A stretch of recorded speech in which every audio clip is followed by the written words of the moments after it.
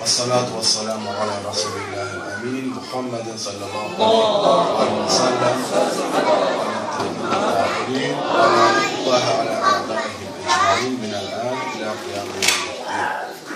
Uşaqlara da, valideynlərə də əhsən olsun ki, uşaqlara salavatı da öyrədiblər, hələ zamanə sahibliyində zuhur ilə bağlı, təcil olunması ilə bağlı duanı da öyrədiblər. İnşallah ki, belə öyrətmələrlə dəyişəcək.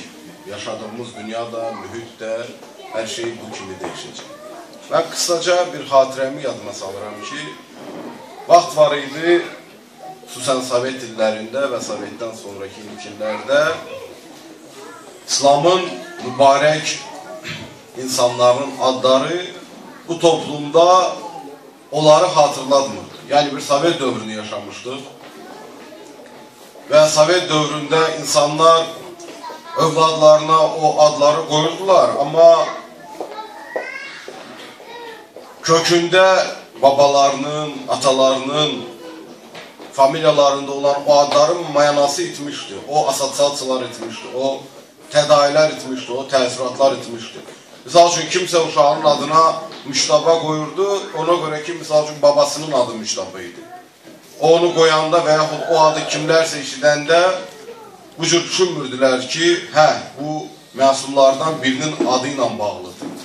Dəyişmişdi, situasiya dəyişmişdi və təəssüflər olsun ki, bəzi adlar bəzən də uğursuz insanlara qoyulmuşdur. Yəni, dinlə, imanla, təqva ilə adiyyəti olmayan adamlara və yaxud müəyyən mənada bu adlar gələndə Peyğəmbərin, onun pak əhl-i beytinin, onun gözəl nümunələrin adları yox, başqa insanların adları yada gəlirdi. Hanım Zeynəblə də bağlı vaxtlar var idi ki, hələ ölkədə yetərincə insanlar bu adı daşımırdı, bu adı yaşatmırdı və o ad dinlə, imanla, əhl-i beytlə bağlı, onların gözəl nümunələri ilə bağlı səciyyələnmirdi. Amma günümüzdə yeni dalğa yaşanır. Artıq tək 5 kimsə ilə bağlı deyil, məsumlarla bağlı deyil. İslamın digər mübarək isimləri ilə bağlı adlar da həm kəmiyyətcə və keyfiyyətcə də dəyişir. İnsanlar bu adları qoyanda artıq məna yükünə nəzər salaraq qoyurlar. Bu gözəl bir vəziyyətdir. Ən azından bir 15 il, 20 il öncə belə deyil idi. Yəni, bu xatirə buna görədir ki, bugün bunlar təəccüblü gəlir. Bugün artıq, tutaq ki, Həzrəti Zeynəb Salamullah Aleyhanın mövludu dedikdə, ya hanımın adı gəldikdə ilk mənaya qayıdır məna yükü. İlk mənaya qayıdır məna yükü. Günümüzdə də ola bilər bəzi adlar, bəzi məsələlər hələ yetərincə ilkin mənalarını hatırladmır. Buna da zaman lazımdır və o adları, Əhl-i Beytə aid olan adları gerək yaşadaq, adlarımızın adlarını qoyaq ki, onlar öz gerçək mənalarında bugün yaşansınlar və növbəti nəsillərə də ötürülsün inşallah. Hanımla bağlı, mövludu ilə bağlı danışmaq kifayət qədər artıq bu sahədə maarifçilik olub. İnsanlar mütaliyyəlidirlər maşallah və bu günlər ərzində də istər internet məkanında, istər belə söhbətlər zamanı görür ki, maşallah öncəki illərə nisbətdən kifayət qədər insanların bu mövzularda məlumatı və bilgisi var. Yalnızca xatırlamaq qalır, yəni hamının bildiyi bəzi məsələləri xatırlamaq qalır. Hanımla bağlı ilk olaraq diqqət çəkən nöqtələrdən biri budur ki, bir ailədir.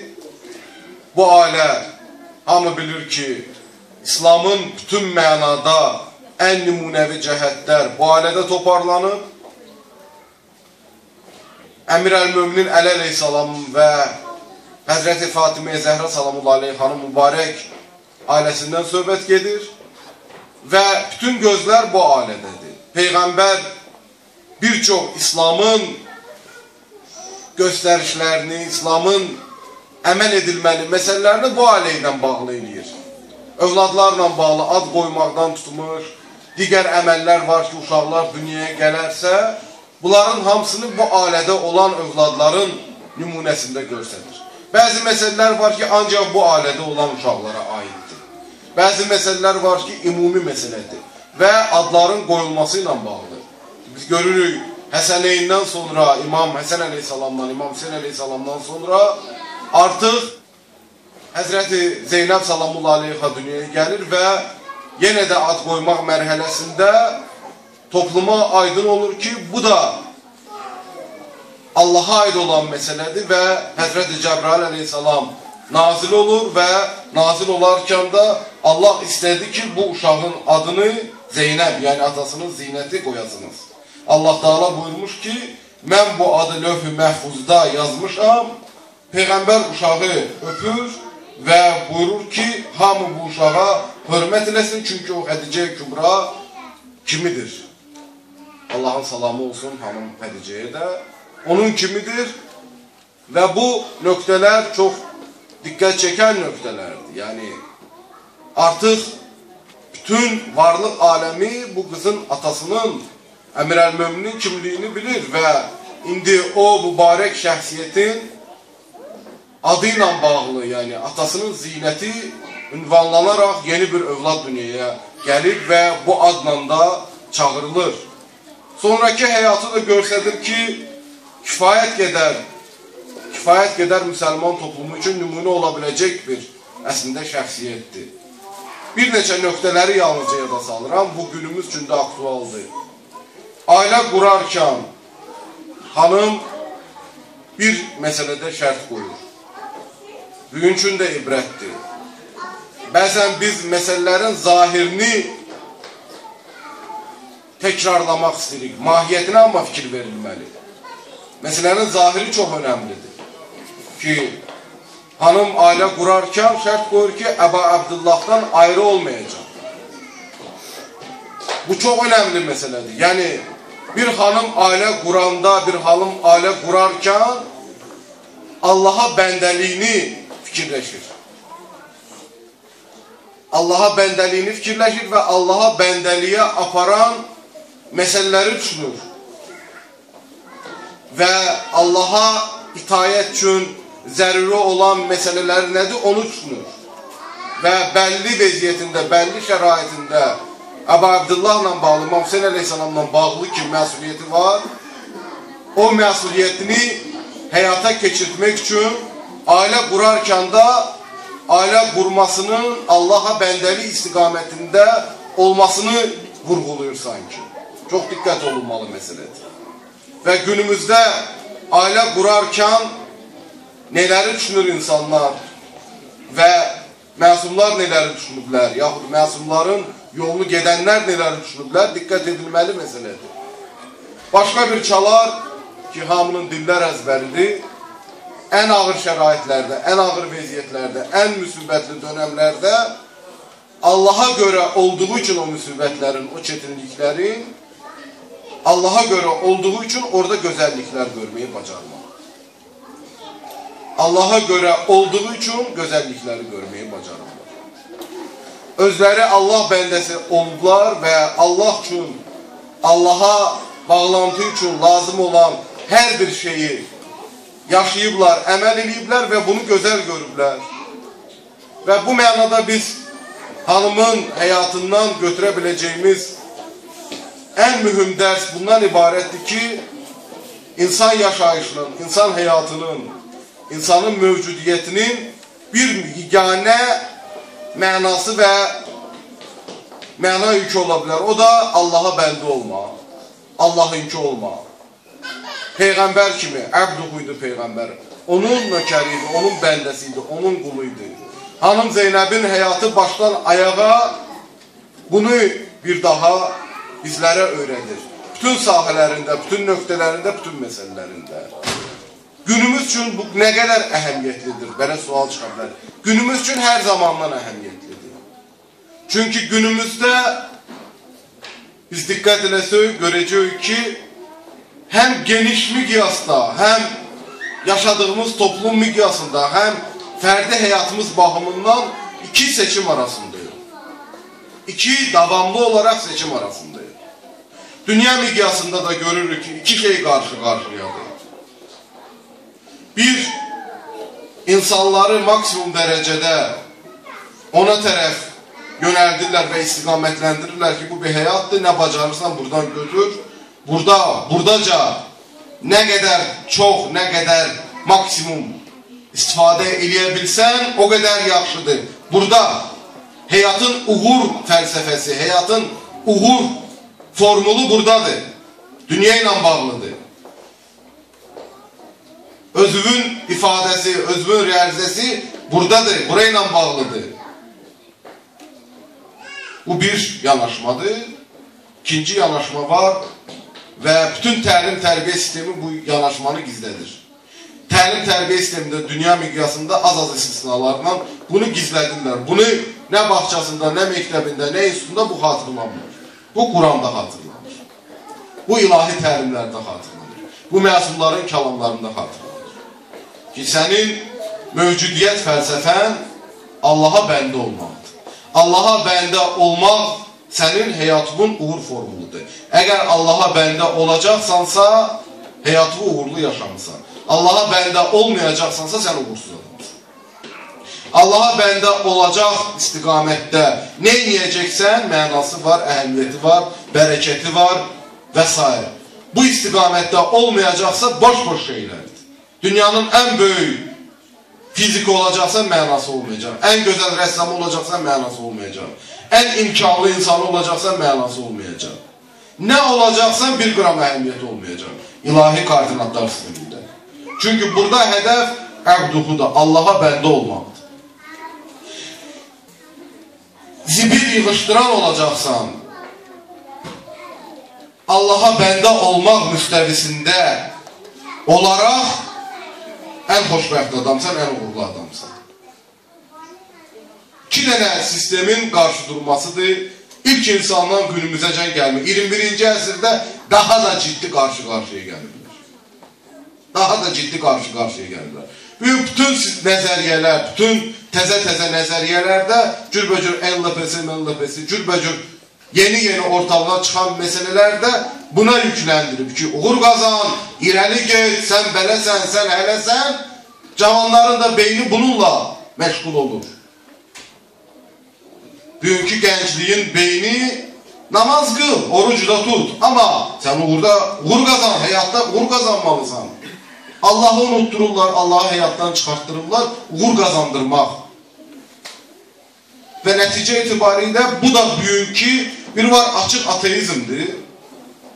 Açıq, aşkar Allahsızlıqdır. Deyir ki, din yoxdur, din boş şeydir. Allaha inanc boş şeydir. Bunu demirlər. Daha təhlükəli və daha şeytani müasir günləri məsələlərlə üzdəyir.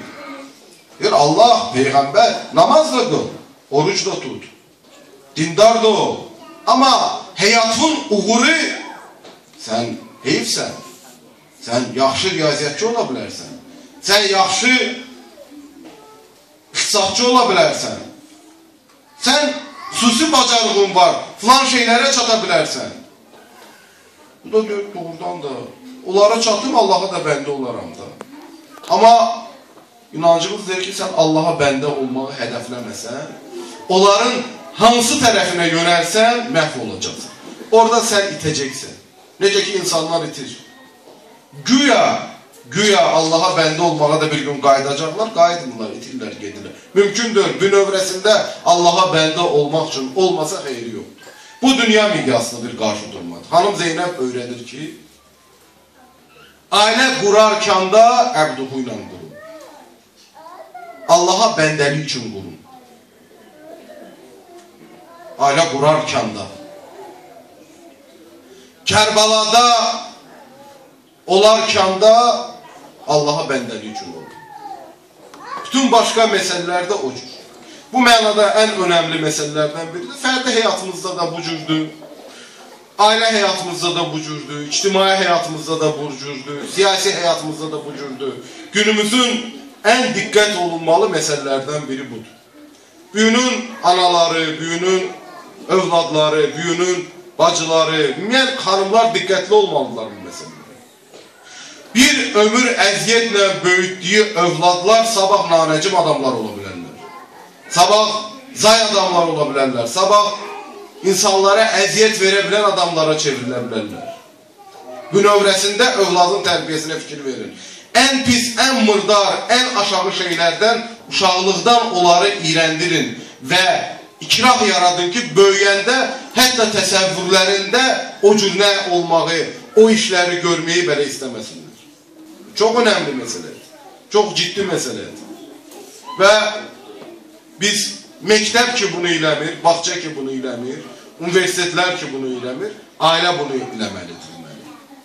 Ana bunu eləməlidir. Övladını tərbiyə eləyərkən Allaha bəndə olmaq dərsini ailə öyrətməlidir və anadan başlayan məsələdir. Ana özü o cür olmaq istəməlidir ki, övlada da öyrətməyinin mənası olsun. Allahdan istəyirik ki, xanım Zeynəb Salamullah Aleyh xanım bu gözəl Mövlud günündə bu dərsi götürək və Allaha bəndə olmaq dərsini götürək inşallah. Qarşıdan Novruz gəlir və Novruzun ən əsas diqqətimizə çəkilə biləcək məsələsi budur ki, təbiət ölür və bir gün dirilir. Bizlər də ölü vəziyyətdəyik.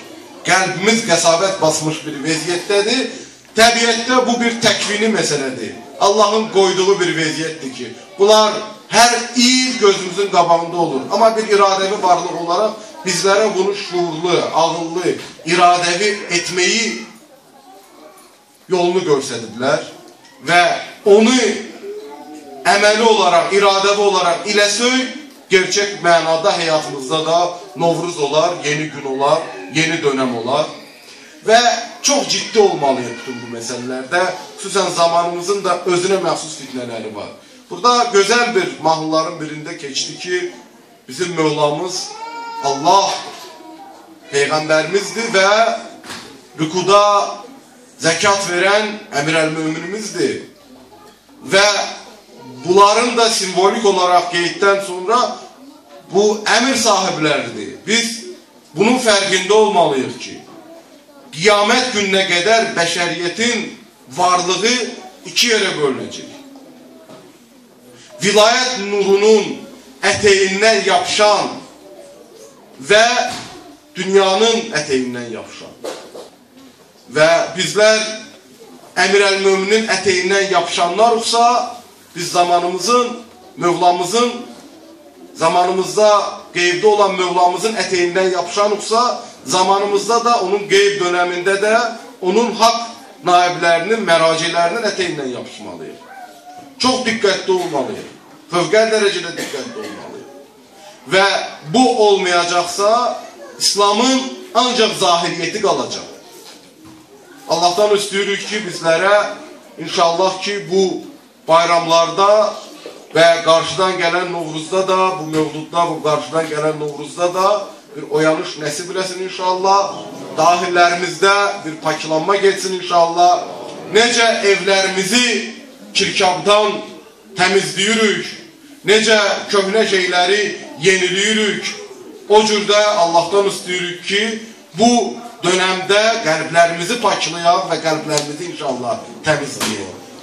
Allahım, necə ki, bu dönəmdə cürbəcür şirniyyatlara naxışlar vururuq, gözəlləşdiririk. Allahım, bizlərə qəlblərimizdə, mənəviyyatımızda, ruhiyyəmizdə buradan ibrət alıb, gözəl nurani naxışlar vurmağı nəsib eylə.